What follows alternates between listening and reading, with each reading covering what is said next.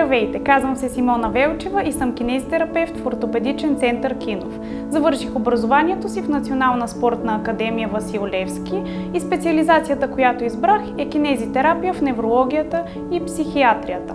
Преминала съм няколко курса, с които целя да постигна по-оптимални и качествени резултати при работата с моите пациенти, като мануална терапия по концепцията Мълиган, проприоцептивно нервно-мускулно улеснение и други.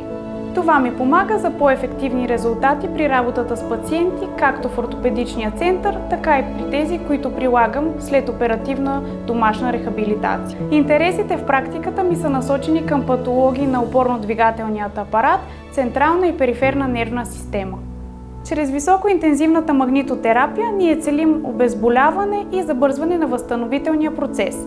Ефектите, които можем да получим чрез нея, са повлияване на болката, миостимулация, релаксация на мускулатурата и забързване на възстановяването на вече налични фрактури.